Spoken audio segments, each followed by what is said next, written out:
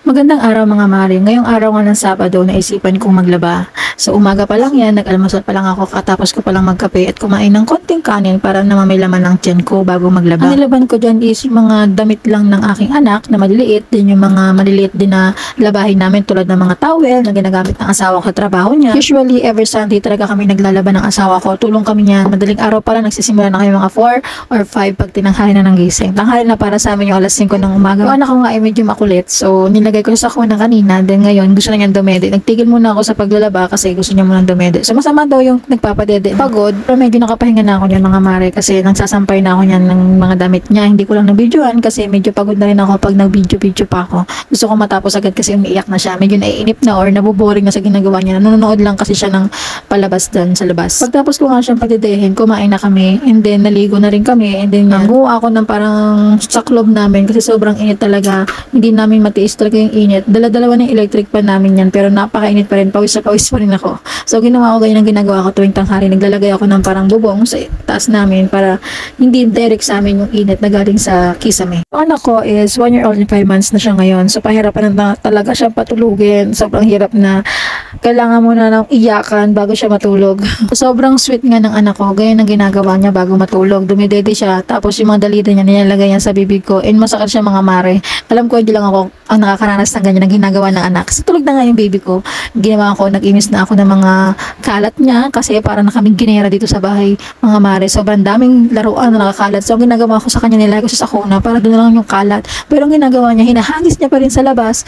Tapos, gagawin ko, iimisin ko isa-isa naman yun. Pagkatapos ko ligpitin yung mga laruan yung mga mare, dito naman ako sa kusina namin. Sobrang daming kalat kasi kaya na pang umaga yung mga pinagkainan na yan. Piglutuan ng asawa ko na madaling araw hanggang ngayon tanghali. Piglutuan ko and pinagkainan na rin namin. So, iimisin ko na yan kasi sobrang daming langgam ngayon mga mare dito sa amin. Hindi ko alam kung sa amin lang, pero sobrang dami talaga dito sa amin. Pag may naamoy sila konting kanin lang or konting dumi sa lababo, sa lamesa o kahit sa baba, sa sahig namin, sobrang daming agad langgam. Hindi siya yung tipikal na langgam mga mare kasi malaki siya.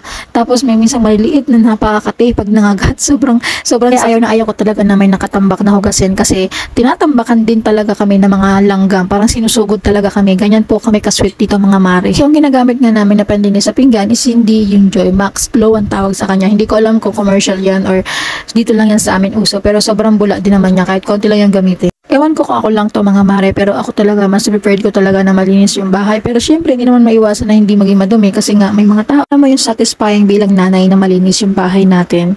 Pero syempre hindi pa rin maiwasan lalo na kung may bata, may nagtatrabaho sa inyo, talagang madumi talaga yung bahay. Pero as long as naman na nakapagdinis naman ako, sobrang masaya na ako nun. Pero nakakapagod din yung paulit-ulit yung linis na. At minsan bilang first time mom, hindi mo maiwasan din na magreklamo. Diba napapagod ka naman kasi hindi ka naman sanay sa ganitong buhay. Pero bilang nanay ka na nga, kailangan mong tiisin yun kasi feeling mo wala man kinig sa'yo kasi nanay ka na, responsibility mo talaga yung bahay. Parang ganun yung pakiramdam ko minsan. Pero alam ko naman na pakiramdam ko lang yun na pero hindi naman pinaparamdam sa akin yun ng pamilya ko or ng asawa ko kasi tatrabaho siya, ganyan. Para responsibility ko talaga yung bahay kasi may work yung asawa ko, diba?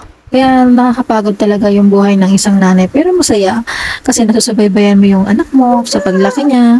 Yun talaga na nasusubaybayan natin yung mga anak natin sa paglaki nila kasi alam nyo mga mare, minsan lang silang bata, minsan lang sila maging sweet sa'yo, laging gusto ng kakadel, gusto lagi ng kisses, ganyan. Minsan lang maging ganyan yung mga anak natin kaya i-cherish na lang natin yung mga panahon na ganyan. Kaya payo ko lang sa mga nanay na katulad ko, first time mom na katulad ko, just enjoy and cherish the moment kasi minsan lang silang bata, minsan lang tayo mag-aalaga ng baby talaga. So yun lang guys, maraming salamat sa panonood and sa time nyo dito sa aking mini vlog. So thank you very much, bye!